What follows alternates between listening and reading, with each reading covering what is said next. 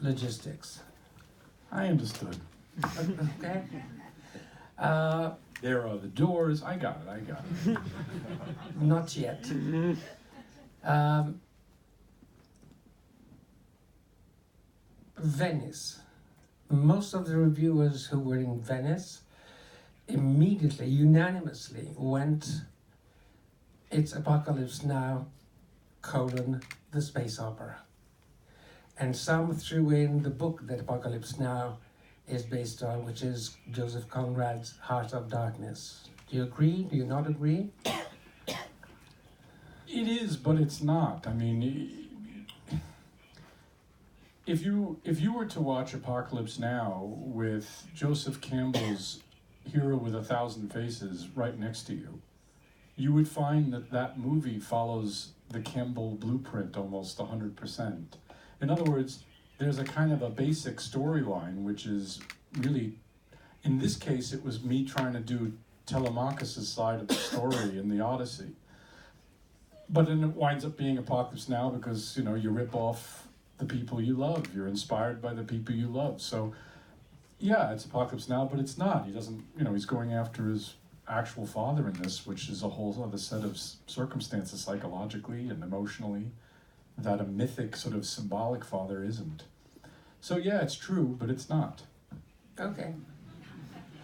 I read in the Hollywood Reporter that you've been sort of thinking of making that kind of a movie, or that movie in particular, based on two articles that you had read in 2011. Oh, yeah. I had read two different things. One thing was an article about the Mars mission that is going to be undertaken in 2033.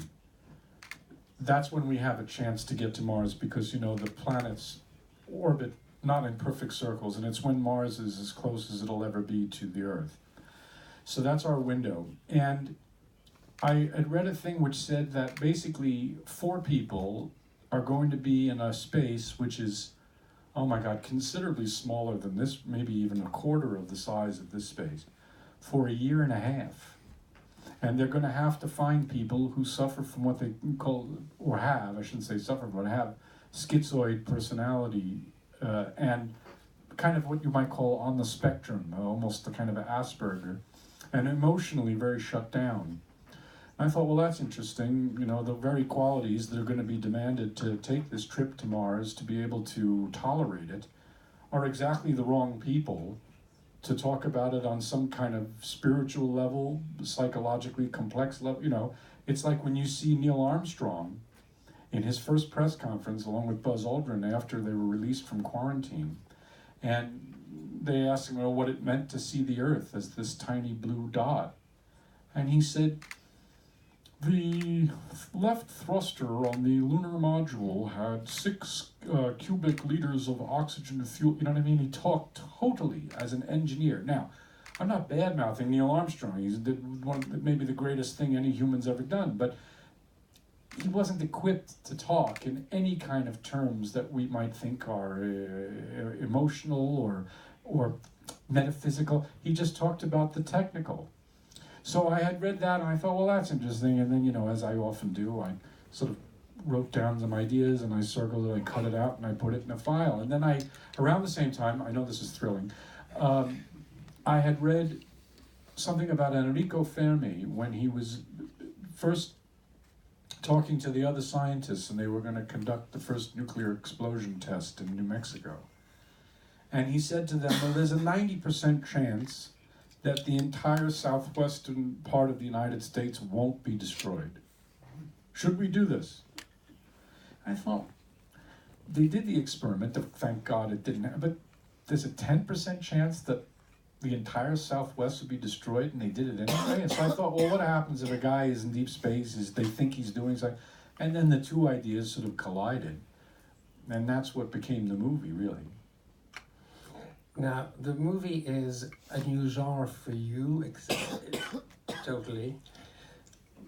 But as film goers, we obviously go back, at least at the beginning, to 2001 Space Odyssey. Yeah, of course. Well, it's a bit frustrating because you can't really do anything that Mr. Kubrick did not already do. And I realized, especially, I was in trouble with music. Because you can't put classical music up against picture, and then you go, oh, that's 2001. And I couldn't put electronic music up there because somebody said, oh, it's Clockwork Orange or something, you know, or Blade Runner, Vangelis. And I couldn't really put traditional score because then it would seem like kind of hackneyed. So then I thought, well, the first piece of music I put up against picture worked so wonderfully well, and I knew that people would say it ripped off Kubrick, so I couldn't use it. And I realized I'm kind of in a bind here. But yeah, everyone owes a debt to Kubrick because, you know, he did a science fiction movie that became almost like science future fact in some ways, and he had such a unique and wonderful understanding of human behavior. You know, it's funny when we're talking about 2001. Obviously, I love 2001. I want to get that. In 2001, he's got all this stuff that's totally awesome and wow, inspiring, awe-inspiring, and incredible. You just sit there, you go, wow. But you know what I think is kind of the best thing in 2001? Well, maybe not the best thing, but one of the best things is he's got these, I don't know how well you guys remember the movie, but he's got these astronauts that go to look at the monolith on the moon. They've dug it out, and there's a kind of area that the monolith sits in, and they're walking down, looking at the monolith, and you have this liggity music like this. It seems very serious, and you're looking at this black slab, this minimalist 60s sculpture. And then the guy says to the other astronaut, or he motions to the other astronauts to get a picture. It's such a perfect understanding of human behavior. They're faced with a version of God. Let's get a Kodak moment. And you realize that what matters, and also with Hal, what matters is the details of human behavior, not really the visual effects. So everyone owes a debt to him. Now, having said that, I tried to do the opposite. Because the Kubrick film, he beats the trap brilliantly, but he basically says, there are aliens.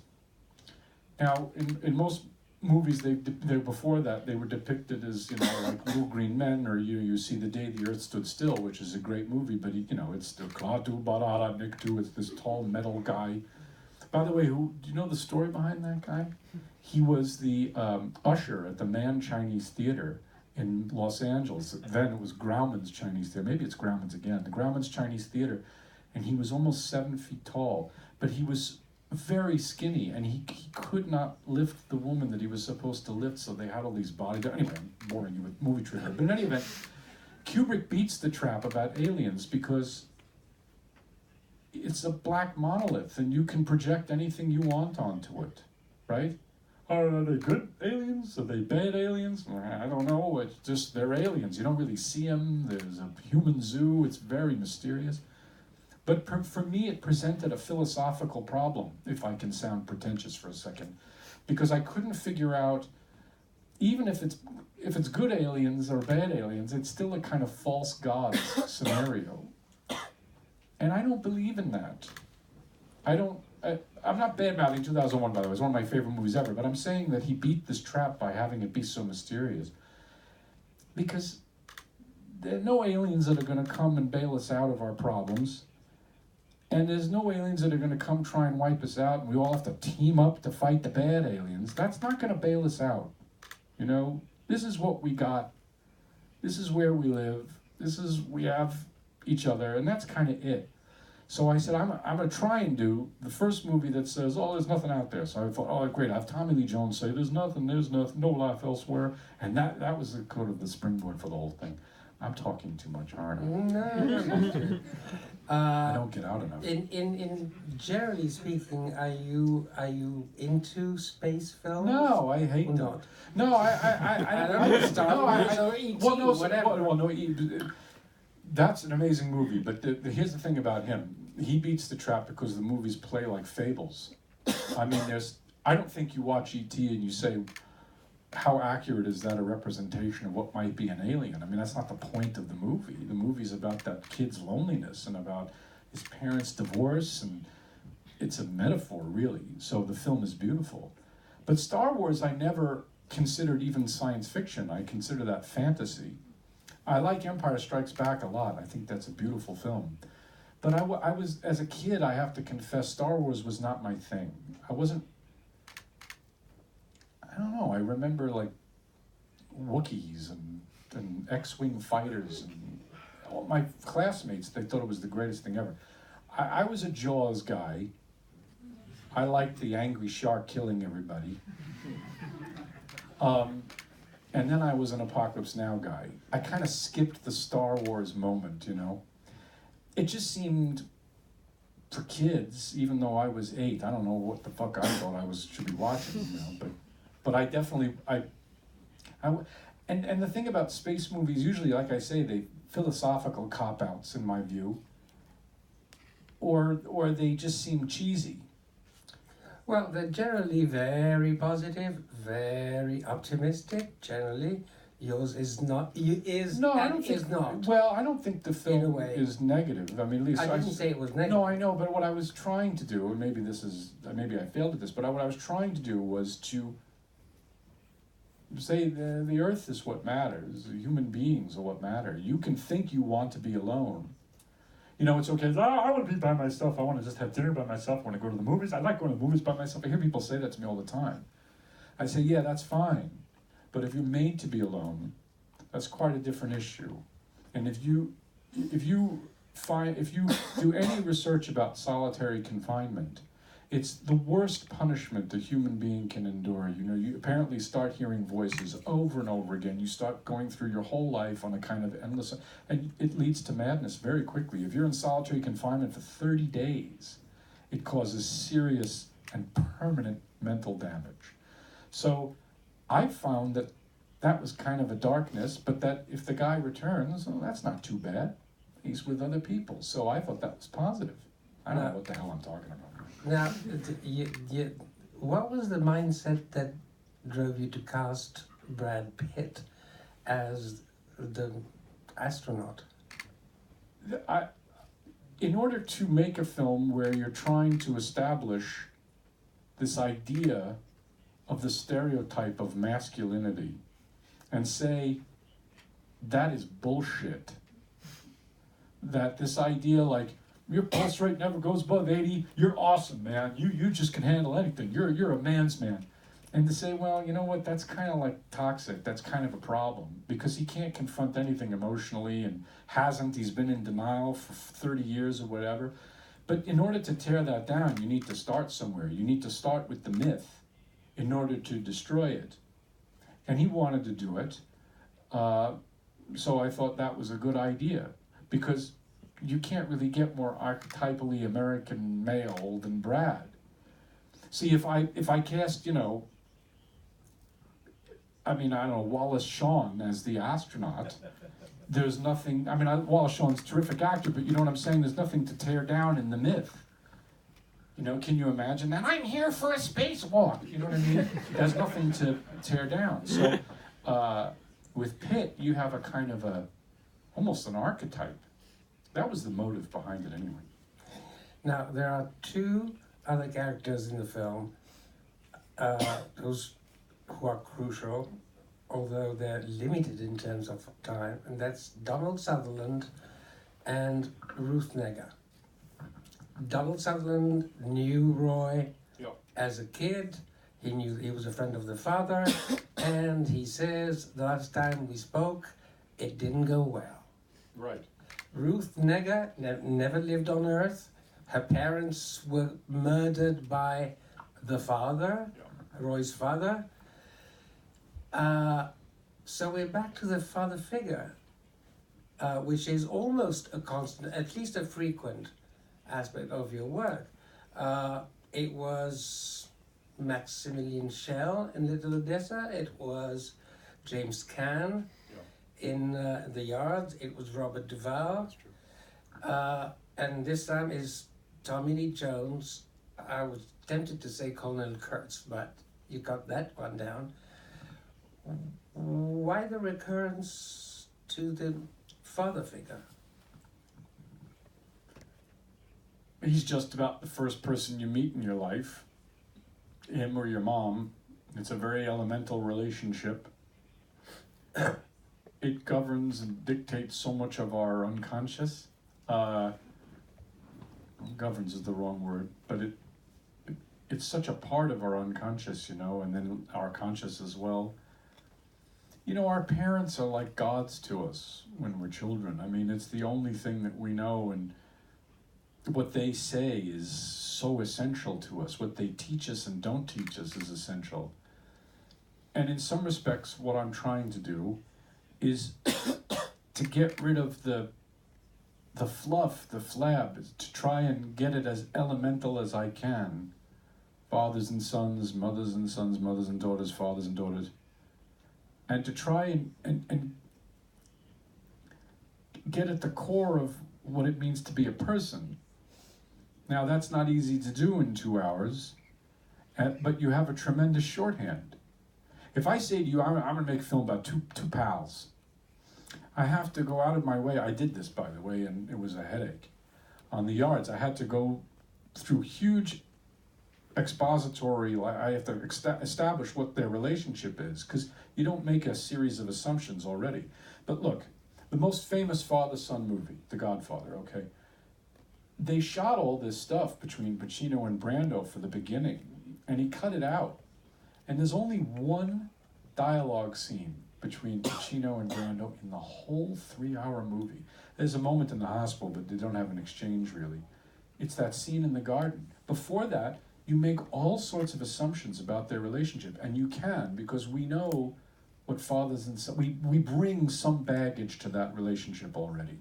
So I was trying to get very elemental. Like I said, I was really trying to rip off the Odyssey from Telemachus's point of view, about how his father had gone away for 20 years, and that sense of loss and abandonment.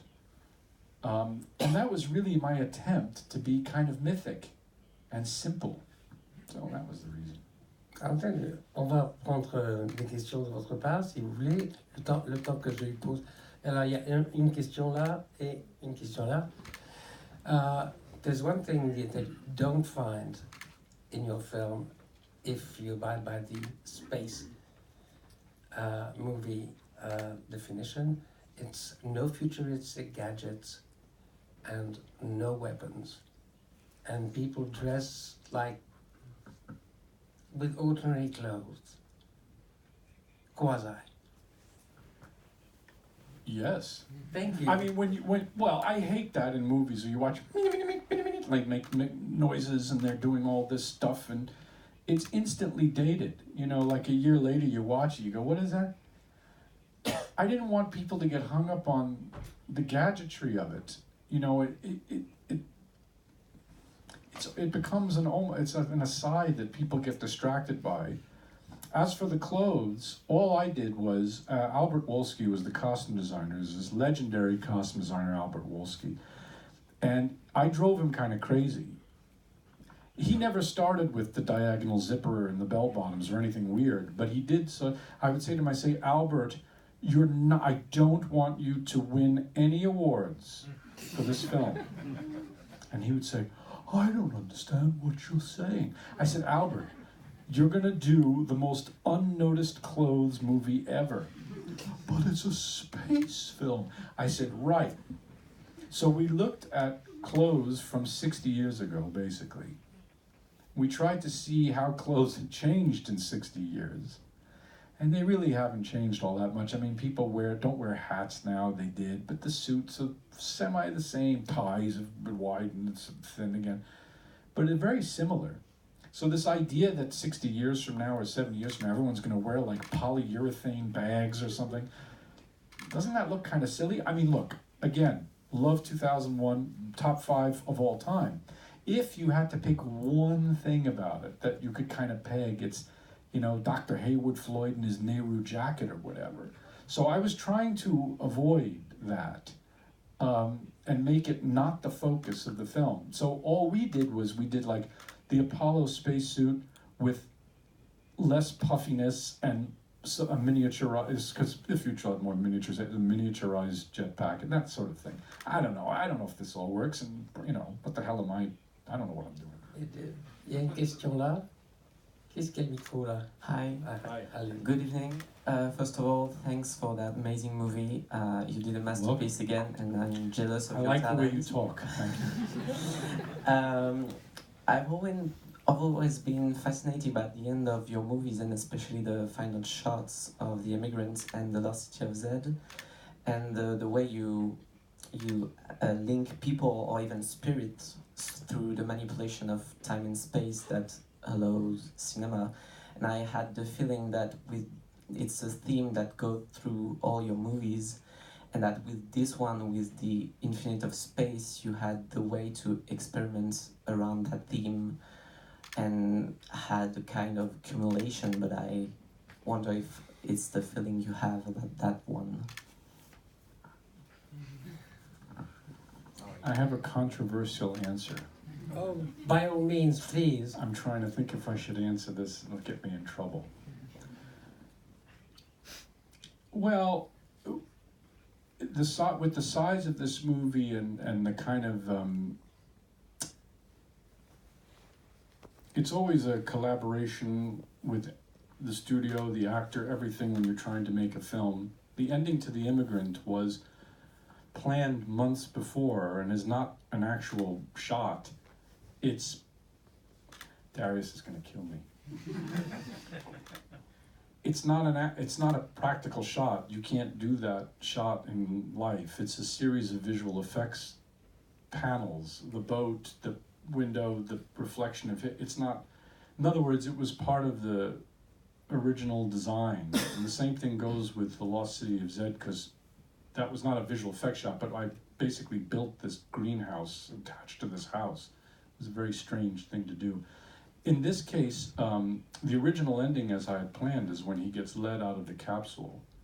And then the last 40 seconds or so was the sort of one compromise I made on the film, because I didn't want people to feel like the movie was a downer.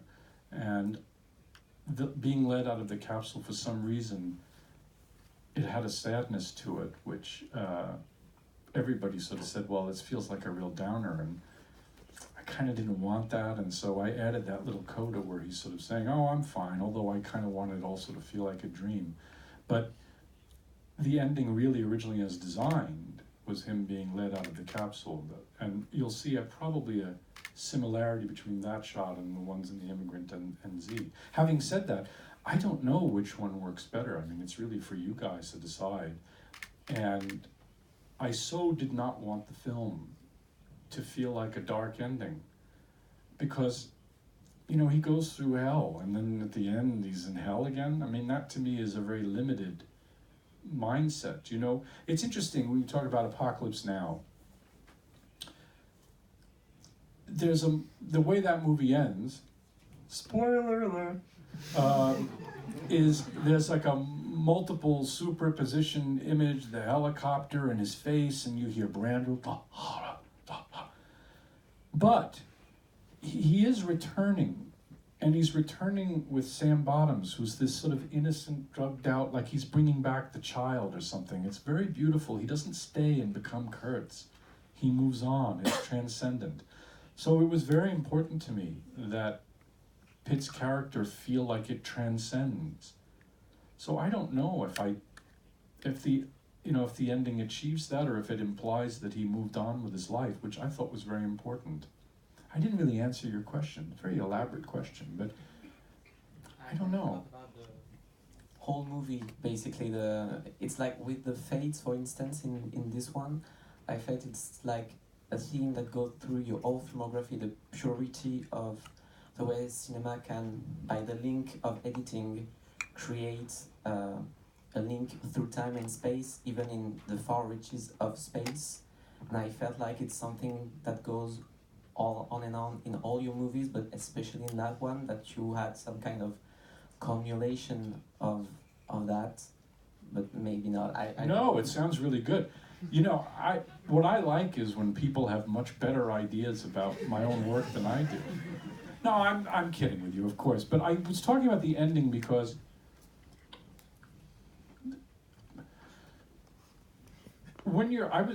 in some sense, it's out of my hands. You know, I'm trying to communicate an idea to you, and I was trying to make a very simple myth. And if you feel that way, and you feel it connected to my other films in that way, that's fantastic. But I promise you, or maybe I threaten you with the fact, that I don't sit at home and, think about the film's manipulation of time and space. I mean, I'm kind of thinking that I need to take out the garbage, because it might stink if it sits there for too long and my wife's going to yell at me and all that. I have a much more practical approach to it, and I'm not being glib. It's almost like you're trying to tell the story as simply and clearly as you can. I always say this to my collaborators: we want to tell the story so clearly that the ambiguity can emerge. You know what I mean? So I love what you say, but I can't answer it because it would demand a level of analysis about myself that would basically mean I should be in a mental institution. So I don't know. I didn't answer him at all. No, but I like your answer. Madame, qu'est-ce qu'il avait là? Allez-y. Hello. So Hello. I have a friend, and I say, oh, I'm going to see James Gray, and so my friend is Jewish and he has a question, and I'm sorry, your friend is Jewish and he has a question. Is that what you said? That's the best sentence I've ever heard in my life. And in fact, this question is personal for him. Is, as a Jewish, is that a repercussion in your cinema? And also, I would like to know if you've seen the new version of Apocalypse Now. Ça n'a aucun rapport. Non, je... Ah bon, d'accord. What was the first question from your Jewish friend again? Let me see if I get this straight. Vous pouvez traduire? No, I got thrown Go by ahead. Apocalypse. Say it in English again. He wants to know if, as you, En tant que juif, as a Jewish, Yes. is that have a repercussion on your cinema? If there is. Yeah, I understand. Okay. Okay, great. Yeah. Yeah, I'm not a religious person. I'm not a practicing Jew. I haven't been to synagogue basically ever. I'm kind of an atheist. But what you're talking about is the cultural influence, I think. Yeah, there's a level of misery in the movies, isn't there? I guess that comes from being a New York Jewish guy. I don't know. It's sort of like his question. Oh, he left. He was so pissed. There's a level. He's here. Oh, he's here. I thought he was hiding. I can't see anything. These lights. It's a level of self-awareness that I don't really. I'm telling you, I don't have. I don't think. I'm a Jewish guy. I'm going to tell a Jewish story. It's like. I try to think of a mood first, a relationship, a character, and I guess it's in the films. But that's because that's part of who I am in the background. I remember a story, which I think back on it now, it really does inform a lot, which is my grandfather had an old Model A, not a Model T, but a Model A Ford in the garage, and it was not functioning. And I asked him, through my father who translated, because he didn't speak English, even to the day he died, he didn't speak a word of it really. I said, why do you have a car that you can't drive? It just sits in the garage here in this, in the alleyway. And he answered my father, he said, because you never know when they'll come for you. Which I thought, that's horrible. I'm 9. What are you talking about? But I remember the story now, and that thread really, dare I say, using a dirty word of tragedy, does wind up getting through to you as a kid. And I think it's in the films. Sometimes even when I try to hide it. You know, when I made Two Lovers, I was trying, Joaquin and I thought, let's make a comedy. And the two of us shot the movie, and we were just laughing. I just thought, this is hilarious. And I never forget, first screening of the film when I cut it together for a group of about 25 friends of ours. And we thought, this is hilarious, this movie. And the lights came up, and a friend of mine came to me and said, that is the saddest movie I've ever seen in my life. I thought, I am so untalented with comedy. I think it has to do with that kind of feeling in the house, that thread. Maybe it's being Jewish, I don't know. I think it's more Russian, actually, than Jewish, to be honest with you. Because I got friends from Israel, they're having a party every 5 seconds. So I think it has to do with Russian. Because you read Anna Karenina, that's an 800-page book with no jokes. Not a joke in the book. Oh, Apocalypse Now, did I see Apocalypse Now? I have not seen the new cut. I've had some chances, but this got finished a week and a half before Venice, and I kept missing the chance. I'm going to go see it, of course. But he has that French plantation in it, right? Put it back in Yes. there. Why? He's got to leave that out, doesn't he? I hope not. I hate that scene. The rest of the movie's the greatest thing ever. But I don't know, what do I know? Maybe it's great in this new one, I don't know. All right. Si vous avez le micro? Yeah, that's me. Hi. Ok. Ensuite, il y a une question là. Okay. I'm here. She's over there.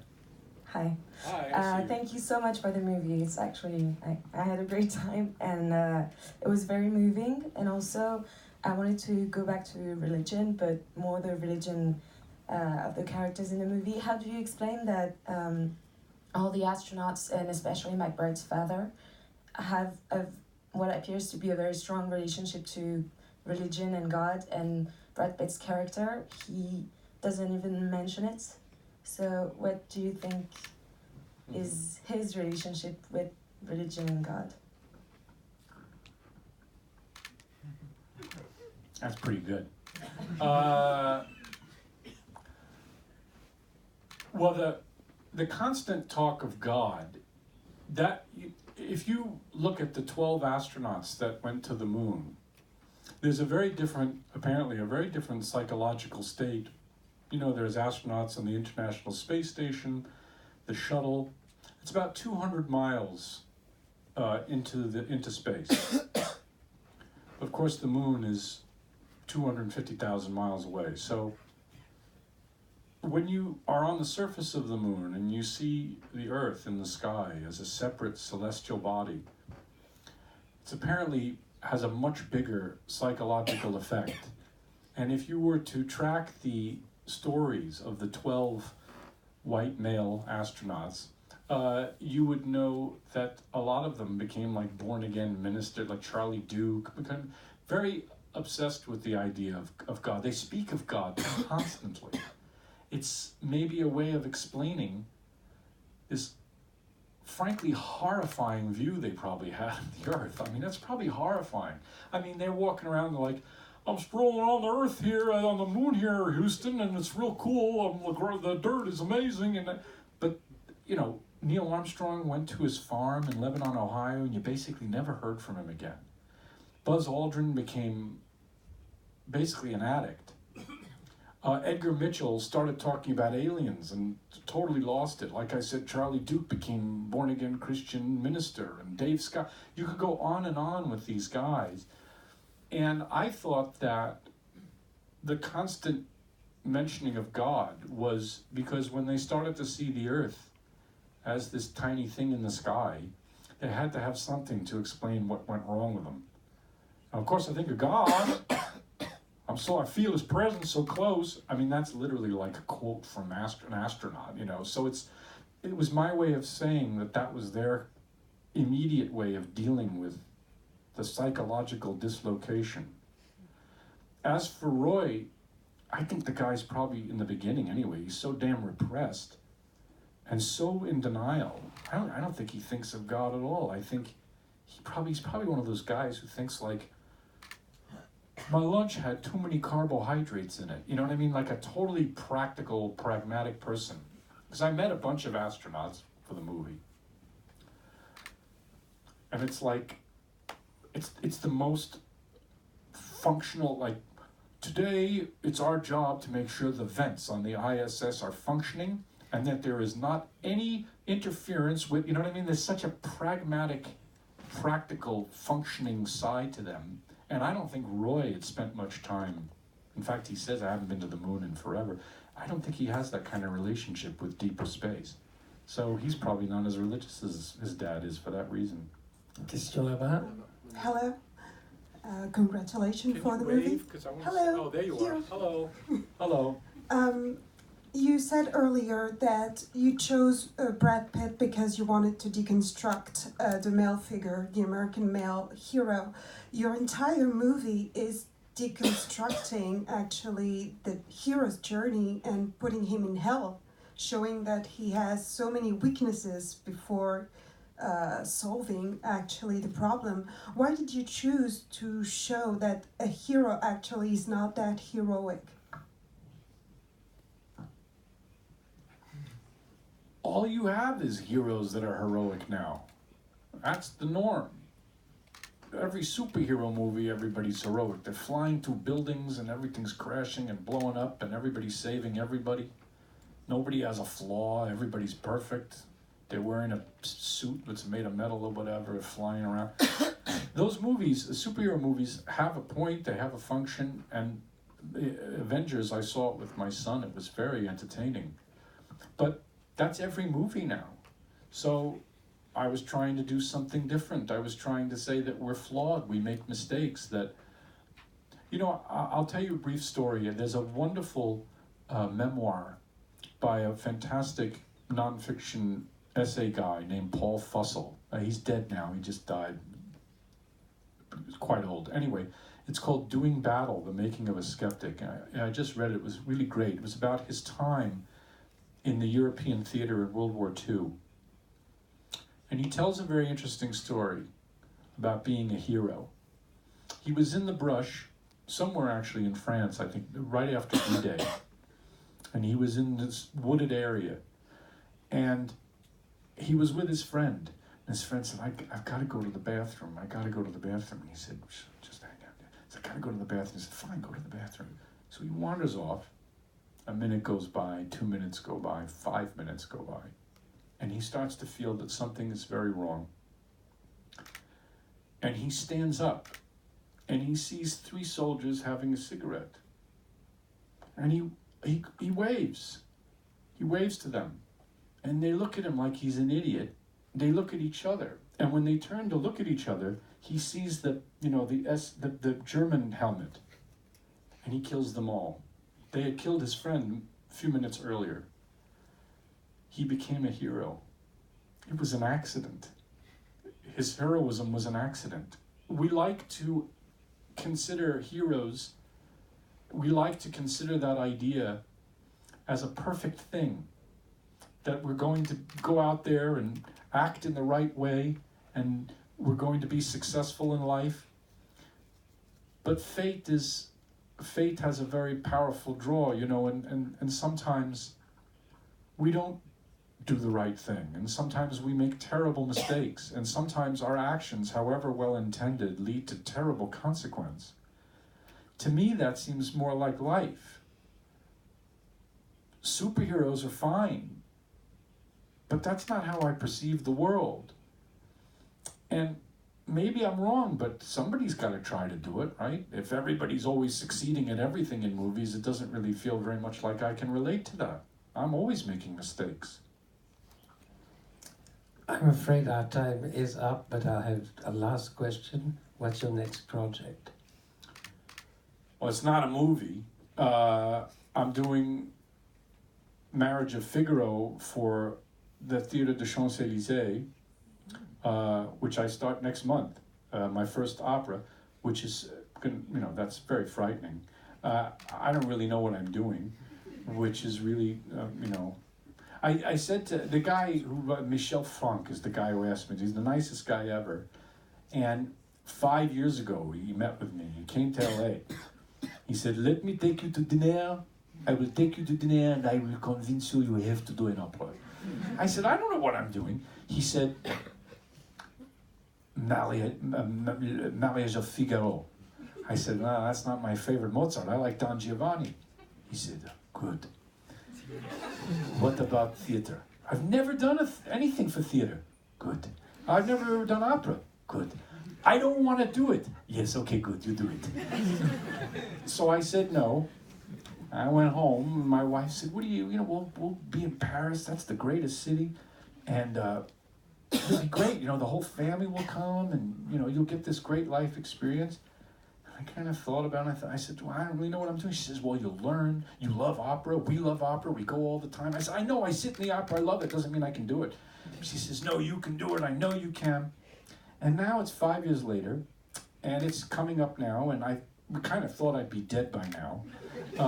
And my wife can't come with the kids, so I'm now all of a sudden this dream she had where she was going to be walking, the Rue de Rivoli, and she's going to have an incredible time. And I'm going to be sitting by myself going, "Can you sing there in the corner?" Like, I don't know what I'm doing. I have talked to some directors who've done it, for film. I've talked to Bill Friedkin, who's done several operas, and he was great, very helpful.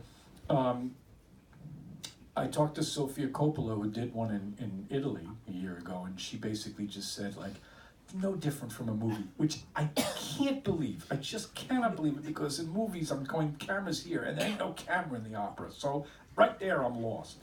But that's what I'm doing, and I'm sure it'll be just really special, interesting, unique. Definitely. Thank you.